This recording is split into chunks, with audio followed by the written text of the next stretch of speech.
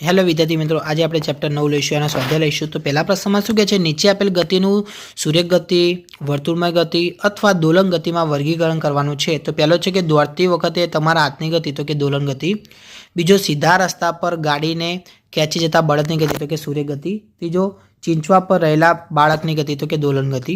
ચોથો, વિદ્યુત ઘંટડીની હથોડીની ગતિ, તો કે દોલન ગતિ. પાંચમો, સીધા પુલ પરથી પસાર થતી રેલગાડીની ગતિ, તો કે સૂર્ય ગતિ આવશે.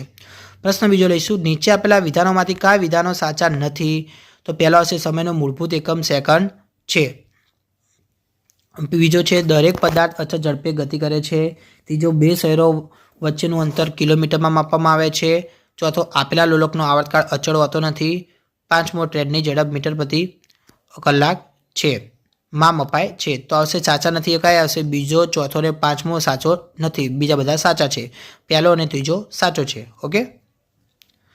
પ્રશ્ન ત્રીજો, સાદું લોલક 20 દોલન પૂર્ણ કરવા માટે 32 સેકન્ડનો સમય લે છે, તો લોલકનો આવર્તકાળ કેટલો? વિદ્યાર્થી મિત્રો, અહીંયા આપણે ત્રિરાશિનો ઉપયોગ કરીશું. તો કહે છે કે 20 દોલન પૂર્ણ કરવા માટે લાગતો સમય 32 સેકન્ડ. તો એક દોલન પૂર્ણ કરવા માટે લાગતો સમય કેટલો? તો વચ્ચે ચોકડી ગુણાકાર કરી નાખો. તો કે 32 ગુણ્યા 1 ભાગ્યા 20, એટલે કે 32 એકા 32 થાય, એટલે 32 સેકન્ડ ભાગ્યા 20, એટલે કે 32 ના અડધા 16. 16 દુ 32, નીચે 10 દુ 20, એટલે 2 ઉડી ગયા. તો 16 ભાગ્યા 10, એટલે કે 1.6 સેકન્ડ આવશે. તો કે એક દોલન પૂર્ણ કરવા માટે લાગતો સમય બરાબર આવર્તકાળ બરાબર કેટલો થયો? 1.6 સેકન્ડ મળ્યો. એ તમારો જવાબ રહેશે. પ્રશ્ન 4, બે સ્ટેશન વચ્ચેનું અંતર 240 કિલોમીટર છે. ટ્રેનને આ અંતર કાપવા માટે 4 કલાક લાગે છે. તો આ ટ્રેનની ઝડપ શોધો. તો કે કાપેલું અંતર બરાબર 240 કિલોમીટર, લાગતો સમય 4 કલાક. તો ટ્રેનની ઝડપ બરાબર અંતર ભાગ્યા સમય, તો 240 ભાગ્યા 4, તો કેટલું આવશે? 60 કિલોમીટર પ્રતિ કલાક. પ્રશ્ન 5મો, જ્યારે ઘડિયાળમાં 8:30 AM સમય હોય છે ત્યારે કારનો ઓડોમીટરનું અંતર 57,321 કિલોમીટર દર્શાવે છે. જ્યારે 8:50 AM સમય હોય ત્યારે કારમાં ઓડોમીટરનું અવલોકન 57,336 થઈ ગયું કિલોમીટર દર્શાવે છે. તો કારની ઝડપ તે સમયગાળામાં કિલોમીટર પ્રતિ મિનિટમાં તથા કિલોમીટર પ્રતિ કલાકમાં શોધવાની છે. ચલો, કારે કાપેલું અંતર કેટલું છે? અંતિમ વાંચન અને પ્રારંભિક વાંચન, એટલે કે છેલ્લોમાંથી પહેલું કાઢ નાખો, એટલે 57,336માંથી 57,321 કાઢ નાખે, તો 15 કિલોમીટર થયું. તો કારે લીધેલ સમય કેટલો છે? 8:30 AM થી 8:50 AM સમય, એટલે કે 20 મિનિટનો સમય લીધો. ચલો, તો ઝડપ બરાબર શું આવશે? અંતર ભાગ્યા સમય. તો 15 કિલોમીટર ભાગ્યા 20 મિનિટ, તો 5 તારી 15, 5 ચોક 20, તો 5 ઉડી ગયા, તો 3/4 વધે, તો કે 3/4 કિલોમીટર પર મિનિટ આવે. હવે આપણે કારની ઝડપ કિલોમીટર પ્રતિ કલાકમાં શોધવી હોય તો 15 કિલોમીટર ભાગ્યા 20 ગુણ્યા 60 આવશે. કારણ કે કિલોમીટર તો આપણે આપેલું જ છે. મિનિટને કલાકમાં ફેરવું તો 60 વડે ભાગવા પડે. તો ભાગાકાર નીચે ભાગાકાર, તો ભાગાકાર ક્યાં જાય? ઉપર ગુણાકાર, એટલે કે 15 ગુણ્યા 60 ભાગ્યા 20, તો કે 20 તારી 60, તો 15 તારી 45, તો 45 કિલોમીટર પ્રતિ કલાક તમારો જવાબ આવશે. પ્રશ્ન 6, સલમા સાયકલ પર તેના ઘરથી શાળાએ 15 મિનિટમાં પહોંચે છે. જો સાયકલની ઝડપ 2 મીટર પ્રતિ સેકન્ડ હોય તો તેના ઘરથી શાળા વચ્ચેનું અંતર શોધવાનું છે. તો લીધેલો સમય 15 મિનિટ, તો દેખીશું. તો એના સેકન્ડમાં કરો ટ્રાન્સફર, તો કે 15 ગુણ્યા 60, એટલે કે 900 સેકન્ડ મળી. સાયકલની ઝડપ આપણને આપેલી છે 2 મીટર પ્રતિ સેકન્ડ. તો ઘરથી શાળાનું અંતર એ સલમાએ કાપેલું અંતર કહેવાય છે. એટલે કે અંતર બરાબર સૂત્ર શું છે? ઝડપ ગુણ્યા સમય.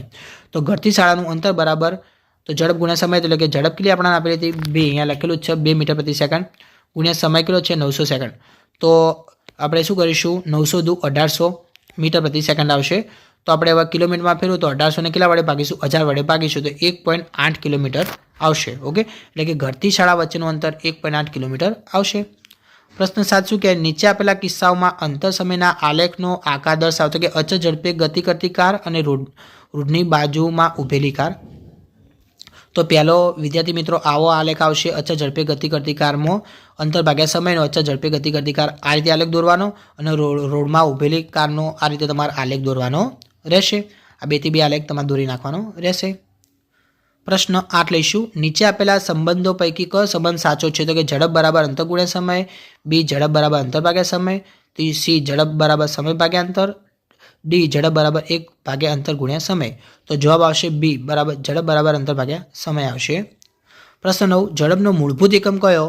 તો કે એ કિલોમીટર પ્રતિ મિનિટ, 2 મીટર પ્રતિ મિનિટ, સી કિલોમીટર પ્રતિ કલાક, ડી મીટર પ્રતિ સેકન્ડ, તો કે મીટર પ્રતિ સેકન્ડ આવશે.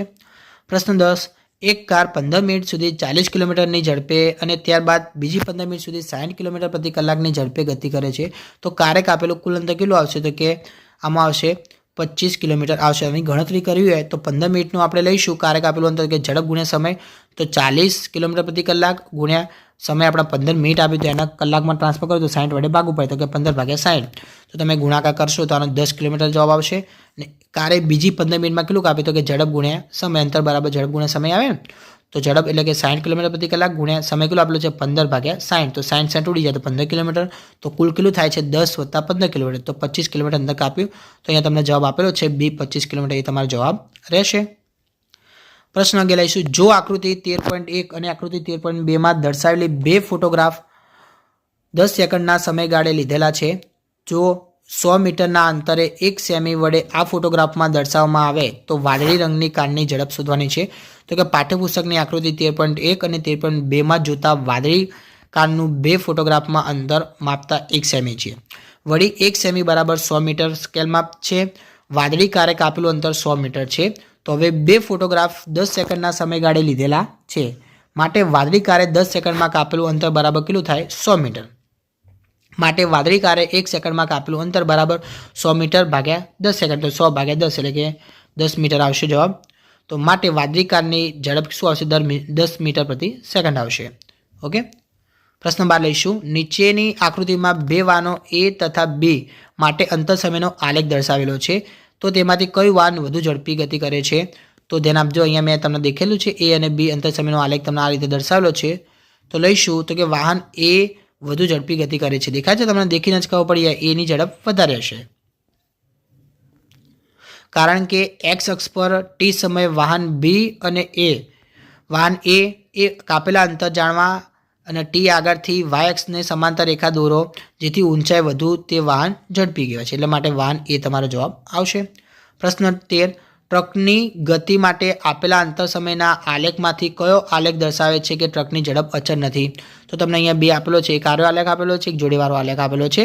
તો બંનેમાંથી એક નીચેવાળો છે ને એક આરો, 4 તમને આલેખ આપેલા છે. તો આલેખ 3 વક્ર આલેખ છે માટે આલેખ 3 એ ઝડપ અચળ નથી એમ દર્શાવે છે. વિદ્યાર્થી મિત્રો, તમને મારા વિડીયો ગમે તો ચેનલને લાઇક, શેર અને સબસ્ક્રાઇબ કરવાનું ભૂલતા નહીં.